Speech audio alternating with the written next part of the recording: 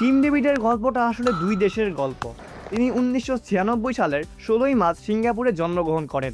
তার বাবা রড ডেভিডও ছিলেন সিঙ্গাপুরের হয়ে ক্রিকেট খেলেছিলেন, কিন্তু টিম যখন খুব ছোট তখন তার পরিবার অস্ট্রেলিয়ার পার্থে চলে যায়, আর সেখানেই তার বড় হওয়া ও ক্রিকেটে গড়ে ওঠা। শুরুটা খুব মসৃণ ছিল না। অস্ট্রেলিয়ার ঘরোয়া ব্যবস্থায়ও তিনি দ্রুত বড় হওয়ার সুযোগ পাননি, এমনকি নিয়মিত জায়গা করাও কঠিন হয়ে যায় তার জন্য। তখন টি-20 ফরম্যাটটাকে লক্ষ্য বানান এবং 2019 সালে নিজের জন্মভূমি সিঙ্গাপুরের হয়ে আন্তর্জাতিক ক্রিকেট খেলার সিদ্ধান্ত নেন ডেভিড। এই সিদ্ধান্তই তার ক্যারিয়ারের মোড় ঘুরিয়ে দেয়।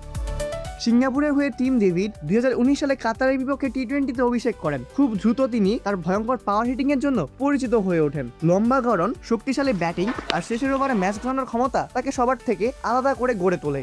এরপর তিনি বিভিন্ন ফ্রাঞ্চাইজি লিগে সুযোগ পান আর 2021 সালে আইপিএল খেলেন, যা তাকে প্রথম সিঙ্গাপুরের আন্তর্জাতিক ক্রিকেটার হিসেবে আইপিএল এর জায়গা করে দেয়।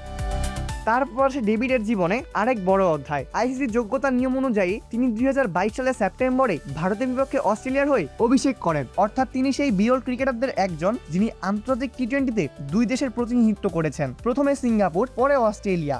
সব মিলিয়ে টিম ডেভিডের জীবন কাহিনী হলো ধৈর্য, পথ বদলানো আর সঠিক সুযোগ কাজে লাগানোর গল্প। সিঙ্গাপুরের জন্ম, অস্ট্রেলিয়ায় বেড়ে ওঠা, সিঙ্গাপুরে হয়ে উত্থান, তারপর অস্ট্রেলিয়ার জার্সিতে প্রতিষ্ঠা। এই যাত্রায় তাকে আধুনিক টি-20 ক্রিকেটের সবচেয়ে আকর্ষণীয় ফিনিশারদের একজন বানিয়ে দিয়েছে। আর টিম ডেভিড যে এখন একজন মারকুটে ব্যাটার, একজন বিধ্বংসী ব্যাটার, তার গল্প সবাই জানে। টিম ডেভিডের কাছে প্রত্যেকটি বলার এখন যেন হাতের খেলনার মতো। তিনি প্রত্যেকটি বলারকে উদুম কেনানি দেন এবং ধুমধারাক্কা ব্যাটিংয়ে তার জাত চেনান। অপূর্ব দাস, প্লেভাস নিউজ।